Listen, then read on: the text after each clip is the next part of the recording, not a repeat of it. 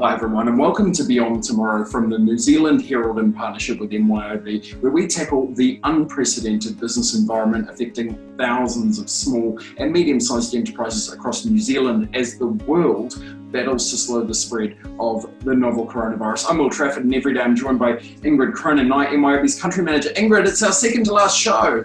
It is. We're coming to the end of, lockdown, which is probably great for all business owners that can get back out and start trading. But yeah, we've come to the end of some fantastic guests and I think some really good content that's helped our business owners out. Looking forward to today's session though, which is really focusing on the border and either international trade or domestic trade and where we see that's going to go. And so I can't wait to get into it. Yeah, and who better to hear about all that from than Ryan Jennings, the Chief Executive of Buy New Zealand Made. G'day, Ryan. Hey, Will, thanks very much for the invitation and great to see you, Ingrid. First up question from you, Ryan. Do we actually make a lot of stuff in New Zealand anymore? Surprisingly so, yes. It's not always immediately something that you will see, although I think from the empty shelves over the last few weeks in supermarkets, you could tell what products were manufactured overseas. And some of those were our favorite. I was at the New World yesterday and tahini was back in stock. But through the crisis, the people that kept us fed were companies like Harraway's Oats, who have been around for 153 years. Their revenue is up 50% year on year. So when it comes to it, when it comes to the essential services, New Zealand manufacturing has actually seen us through the last almost 4 weeks. Yeah, Ingrid, Ryan's an ideal guest because, as you said, we're sort of talking about exporters and reading the tea leaves about what the market might look like in the coming months. Because I note the latest round of the MYOB Biz Monitor data suggests about half of SMEs expect their revenue will be hit in the next year, right? Yeah, and confidence is at the lowest it's ever been. There's few that are expecting their revenue to grow, that's for sure.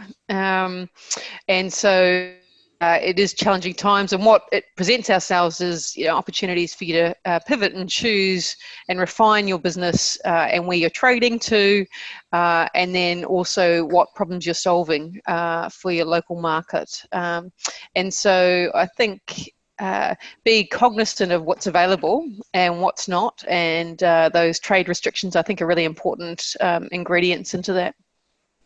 Hey Ryan, I suppose a lot of New Zealand manufacturers are probably looking at what is in front of them, and yes, the pessimistic way, but also with a bit of optimism to the potential that might come out of this, maybe in their products being more sought after domestically, but also potentially the marketing of New Zealand made might be pretty advantageous on the global market.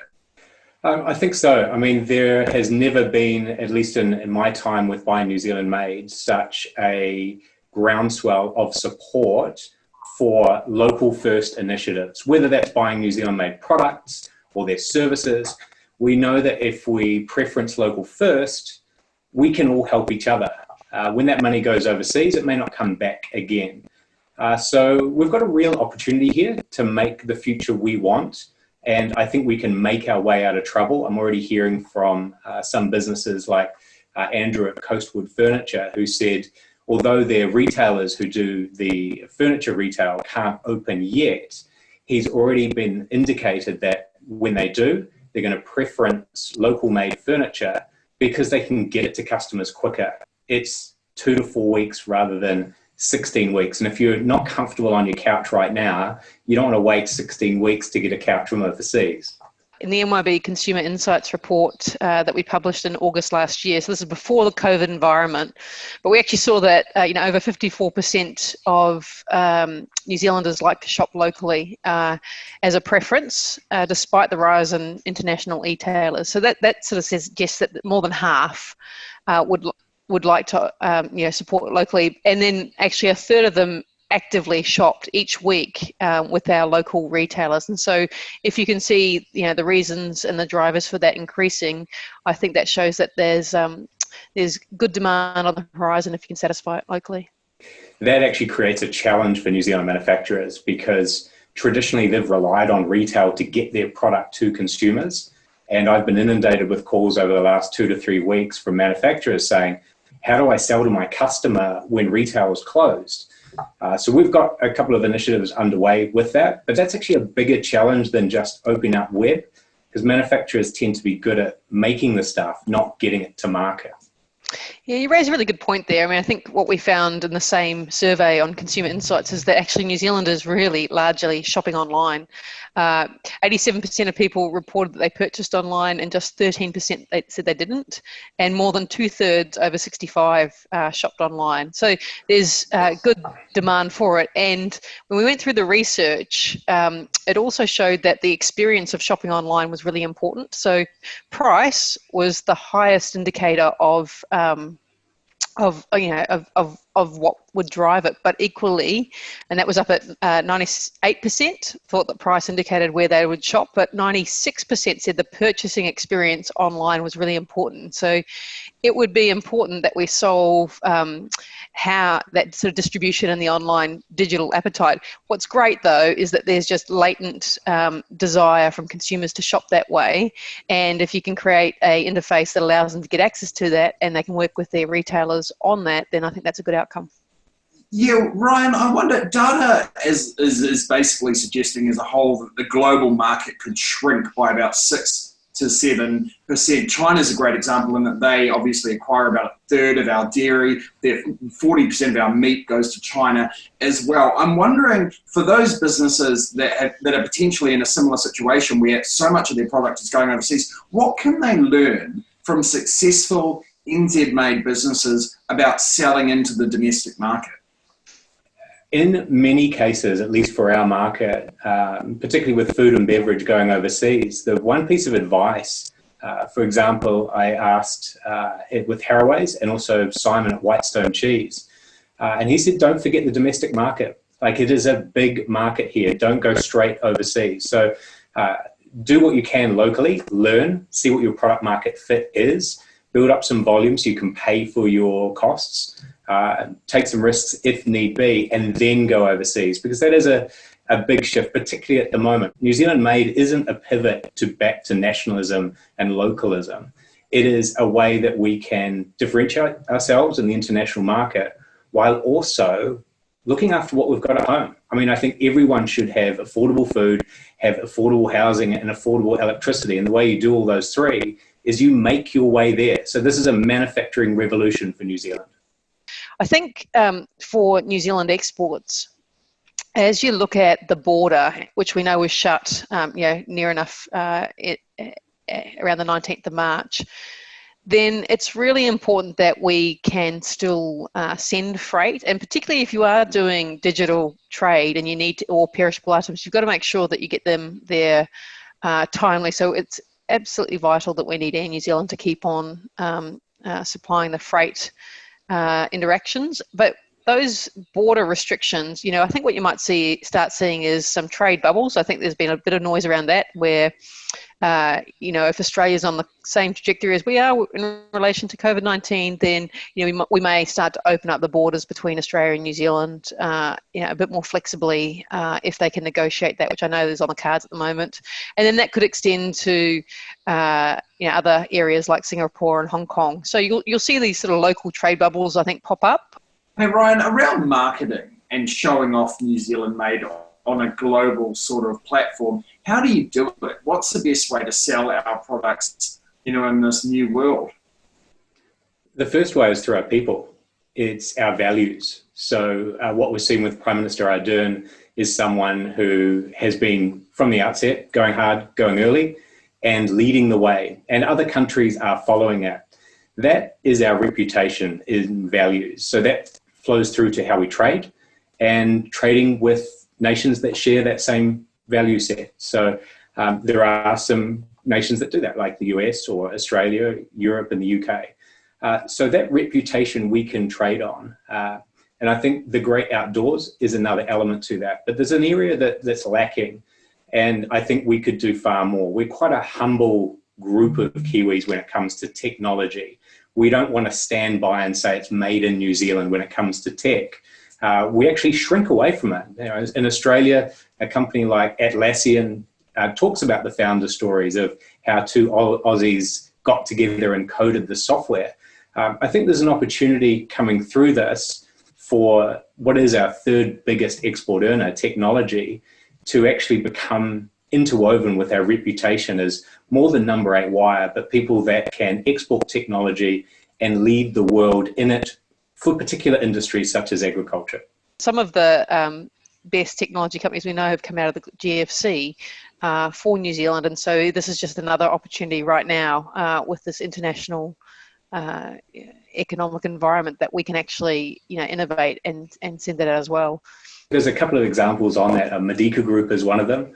They're hiring 27 staff right now. They've got private equity. They have decided not to shrink. And what an opportunity, because they need customer service people and developers. So if you're in hospitality or tourism looking for a job, you should be giving these guys a call. Another one is Fingermark Global that does drive-through eye camera sensing. Another one is Florence Health that does contactless health solutions, kiosks for doctors. These are all New Zealand tech solutions, but we don't hear about them. And I think we should be prouder on the tech side, because it is a way of getting GDP in without the physical transfer of goods over borders. Brian, what do we want to see from the government to help New Zealand manufacturing here? Because obviously we have a very outward-looking government by nature. We're a small country, we have a low population, we tend to do a lot in agriculture, for example, so we never really want to be seen as being protectionist. But at the same time, in these environments, we sort of understand that you need to assist businesses that are internationally competitive, but also locally essential. So milk on the international scale and Air New Zealand, but I suppose in terms of, as an essential service. What can government do without scaring off our trade partners to help local manufacturing? Two things. First, you've heard Minister Robertson talk about growing New Zealand manufacturing. We've got a gap in tourism. We've got a gap in education earnings. We need to plug that somehow, and manufacturing is a way of doing that, both goods and technology services. The second way is keep open trade. So make sure that we have great free trade deals. There's work that the NZ-US Council is doing on food, trade, security, data with the US to make it easy to get through red tape if you want to do big government contracts in the US. So the more government can work with overseas governments to remove that red tape, the easier it is for businesses to trade between borders. Ryan, I wonder, would you say that the government has historically done enough to support NZ Made, given what we talked about before, the fact that it's natural for small countries to be very outward looking? So we're quite unique with Buy New Zealand Made as a company. We're privately funded by the businesses, and we have been since 1988. So the government doesn't give this organisation funding. We exist for the license holders. So if you apply as a business and you're approved because your manufacturing is in New Zealand, then you get a vote. You get a vote alongside other manufacturers to decide how you want to shift this. I think where the government could be smart is some of the work Minister Farfoy is doing in the media landscape to make sure that we have a local alternative. You would have seen they've released about $18 million of New Zealand on-air contributions that the media won't have to pay now. I think there's an opportunity for that platform to go further and actually showcase what New Zealanders are making. On our YouTube channel, .com/BuyNZMade, there's over 150 videos there where you can see inside those big white industrial zones and see what Kiwis are making. 1 in 10 Kiwis are employed in manufacturing. So every 10 people you meet, it's most likely that 1 will work in manufacturing. Yeah, and I think with some of the automation evolution, which takes out some of the costs of wage and salary, it allows you to redeploy those people to higher value roles, things that aren't so menial in terms of labor, but are actually higher value to offer different products and services for your customers.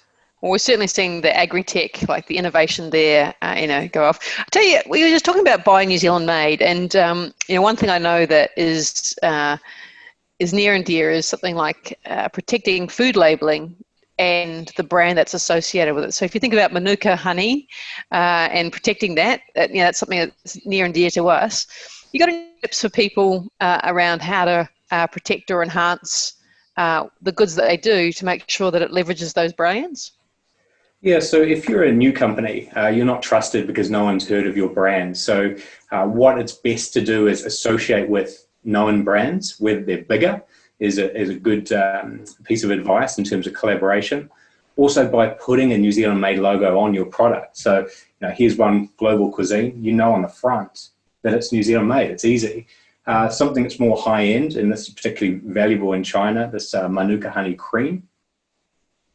On the back, you've got New Zealand made. So it's got the country of origin labeling on it, and that's a trust signal that someone external to the company has had a look at that organization and said, yes, they manufacture in New Zealand. Yes, this is a real company that is working. It's got a company directors, and they're actually making products here. So that can help give consumers some level of assurity when they're buying, whether they're domestic or international.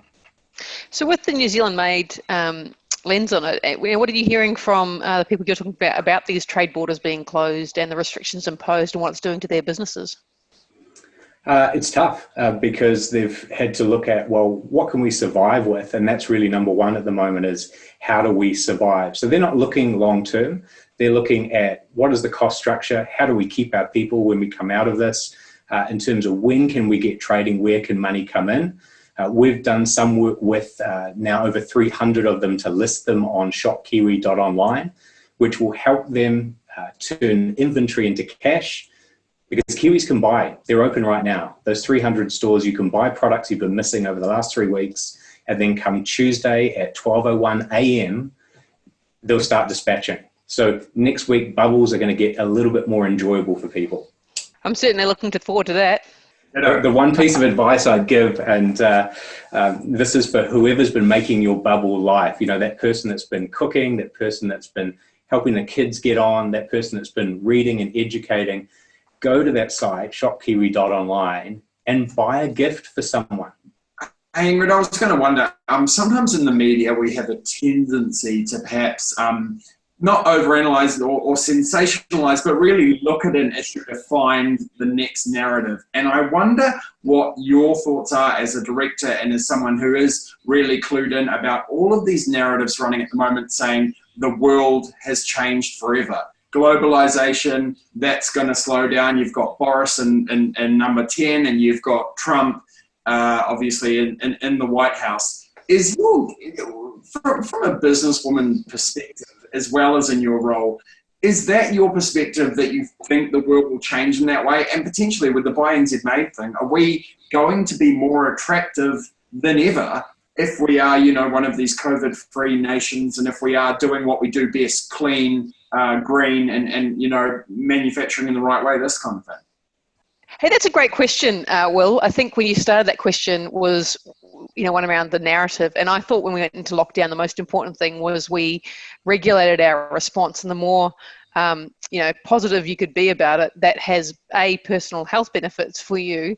And it's really bloody challenging. Like, it's so challenging when you look out at the outlook of cash flow and it not being there. But if you can find a way to get through this cash flow, and that's where I'm really supportive of seeing if we can get some good working capital financing just for small businesses to trade their way out of this.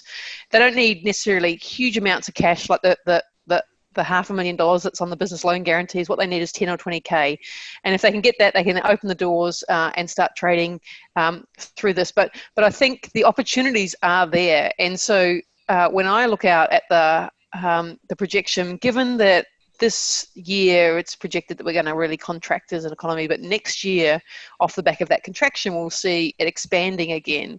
And most IMF is suggesting that we're going to expand globally at 5.8% is what they've reported for next year. China 9.2, Australia 6.1, US 4.7, the Euro 4.7, and the UK 4%. So that just says that everyone is expecting, after this little contraction, not little, but this contraction, is that there will be expansion. And so what's really, I think, useful is that there is bright light at the end of this if you can find your way through it, and that is where we really recommend you get an advisor to come and help you work on it. But what you might need, if you are thinking about trade and international markets and pivoting them, is that you might need to get an advisor that's focused on that and how they can help you, whether it be NZTE, New Zealand Story like they're all there to help you see how you can go. And then there are venture capital firms that can help you with international links as well, should that be where you want to go to. Hey Ryan, I wonder, tell me what Buy NZ made businesses are doing really well at the moment. If you can't tell me that, give me some categories. Where do we look at and go, maybe I've got an opportunity to pivot my business, even if it's for a short-term period, while we get through all of these border controls and all these issues?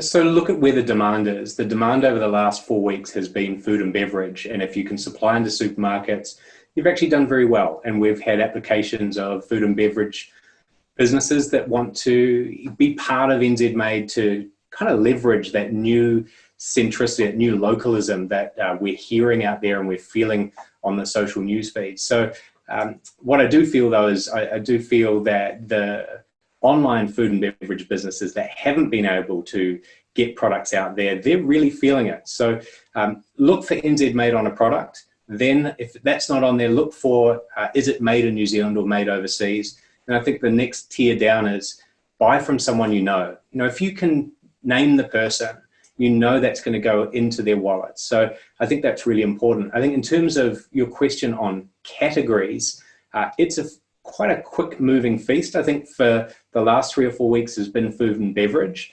I think through platforms like shopkiwi.online, it's going to start shifting to things that are health or beauty or little treats.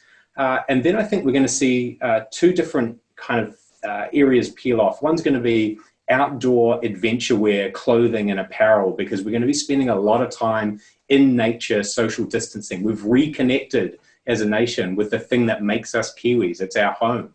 It's our forest. It's out on the sea. So we're going to see that. The second is we're going to see people beautifying and making their bubble more comfortable through winter. So if you've got products that are cushions or you've got products that make home working easier and more comfortable, I think all of those types of businesses will do very well. So that's kind of my crystal ball over the next, let's say, 3 to 6 months.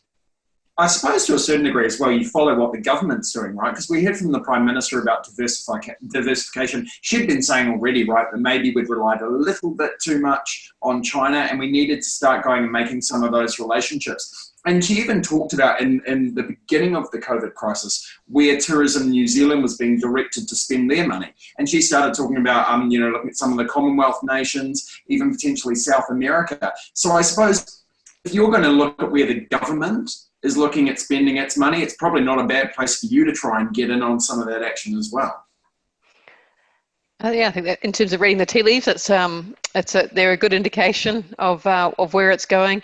I do think that there are, I guess, from an economic perspective, they talk about how fast is the bounce back going to happen, or is it just a new normal and a slower amount of trade? So I think back to your earlier point around these businesses are tightening up and they're becoming more efficient machines through this process. They're getting rid of any excess waste, reevaluating their products, getting rid of anything that's complementary, that's not necessarily core, that wasn't necessarily making the cut, to really refocus back on the core. And I think that as we come out of particularly the wage subsidy, you'll find that most businesses, should they survive through that period, are going to be lean, mean machines, really focused on what they can do.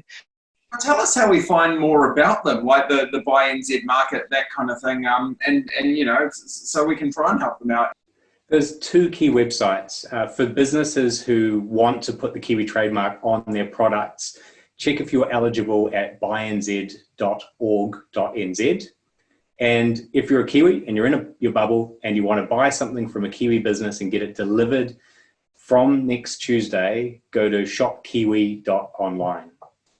All right, Ingrid Cronin, MYOB's country manager, and Ryan Jennings, the chief executive of Buy New Zealand Made. What a great place to end it. Thanks so much for all the really helpful advice. Remember, we want your questions for our final episode of Beyond Tomorrow, a bit of a surprise panel.